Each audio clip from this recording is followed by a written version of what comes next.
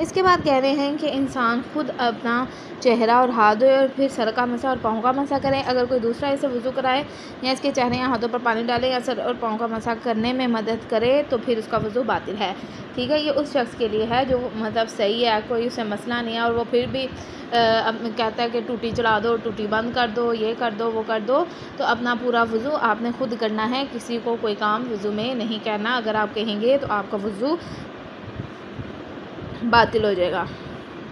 कह रहे हैं जो शख्स खुद वज़ू ना कर सकता हो, ज़रूरी है कि वो किसी दूसरे शख्स से मदद ले, अगरचे धोना और मसा करना दोनों की मुशारकत से हो, और अगर वो शख्स उजरत मांगे तो उसकी अदायगी कर सकता हो तो ऐसा करना इसके लिए माली तौर पर नुकसानदेह ना हो तो उजरत अदा करना ज़रूरी है। अलबत्ता ये ज़रूरी है कि वज़ू की नीयत खुद करे और मसा भी अपने हाथ से करे। अगर खुद दूसरे के हाथ से शिरकत ना कर सकता हो तो ज़रूरी है कि किसी दूसरे शख्स से मदद लें जो इसे वज़ू करवाए, और इस सूरत में एहतियात वाजिब ये है कि दोनों वज़ू की नियत करें, और अगर मुमकिन हो तो ज़रूरी है कि इसका नायब इसका हाथ पकड़कर इसकी मसा की जगहों पर फेरे, और अगर यह भी मुमकिन ना हो तो ज़रूरी है कि नायब इसके हाथ से तरी हासिल करें और इस तरी से इसके सर और पाँव का मसा करें। अब यहाँ पर यह बात करें, अगर एक शख्स है वो खुद से वज़ू नहीं कर सकता, ठीक है, तो उसके साथ उसकी मदद करवाने के लिए कोई और बंदा आ सकता है। अगर वो बंदा उसे उजरत चाहता है और जिस बंदे ने वज़ू किया है यानी करवाया है उसकी माली नुकसानात भी नहीं है, कोई मसला नहीं है उससे, तो वो उसे उजरत दे, ज़रूरी है। ठीक है, और दूसरा ये कह रहे हैं कि अगर एक शख्स है वो मतलब इतना में मारा खुद वज़ू नहीं कर सकता, कोई दूसरा बंदा वज़ू कर रहा है, तो उसे दोनों को उसकी नीयत वज़ू की करनी होगी, और जहाँ तक मुमकिन हो ज़रूरी है कि खुद वज़ू करने वाला पहले अपनी जितना मुमकिन हो खुद करे, लेकिन जहाँ पे अगर वो नहीं करवा सकते तो वो उसके हाथ से दूसरा शख्स उसके हाथ से करवाए, लेकिन अगर वो भी मुमकिन नहीं है तो फिर उसके ही हाथों की तरी लेकर उसके सर का और पाँव का मसा करें। फिर कहना वज़ू के जो अफ़ाल भी इंसान बेज़ाते खुद अंजाम दे सकता हो, ज़रूरी है अंजाम देने के लिए दूसरे की मदद ना ले। ठीक है, फिर कहने हैं पॉइंट नंबर 10, वज़ू करने वाले के लिए पानी के इस्तेमाल में कोई रुकावट ना हो।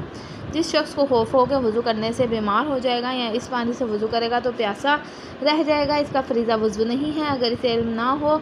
पानी इसके लिए मुज़र है और वज़ू कर ले, जबकि वज़ू करना इसके लिए वाक़ई नुकसानदेह था तो इसका वज़ू बातिल है। अब यहाँ पे ये कह रहे हैं कुछ लोग ऐसे होते हैं जिनकी मिसाल मैं अगर आपको दूँ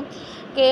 रमज़ान में अल्लाह ने कहा है कि अगर आप सफ़र पे हैं, इतने दिन सफ़र में हैं, इतने दिन नहीं है, आप पर रोज़ा वाजिब नहीं है। ठीक है, एक जो तादाद बताई गई है, फिर भी लोग कहते हैं कोई नहीं अल्लाह कबूल करेगा, कोई नहीं अल्लाह कबूल करेगा। अल्लाह कबूल नहीं करता, अल्लाह मतलब उसे ये एक गुनाह है कि आप अल्लाह की नाफरमानी करते हैं और करके तो रोज़ा रख लेते हैं, ऐसे रोज़े का कोई फ़ायदा नहीं, अल्लाह की नाफरमानी है। इसी तरह यहाँ पर भी यही है कि अगर आपका फ़रीज़ा तयम्मुम बन रहा है और आप उसकी जगह पे वज़ू कर रहे हैं और कहें नहीं अल्लाह कबूल करेगा और वज़ू हो जाएगा, ऐसा नहीं होता, आपका वज़ू बातिल है, आपको दोबारा से तयम्मुम करके नमाज़ पढ़नी पड़ेगी।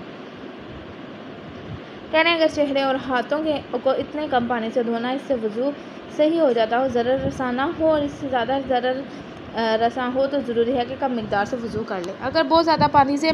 वज़ू करने से मसला हो रहा है तो फिर वो थोड़े पानी से वज़ू कर कर नमाज़ पढ़ ले। ठीक है, यहाँ तक कि आप लोगों का लेसन है। अगर इसके अलावा भी आपको कोई सवालात होते हैं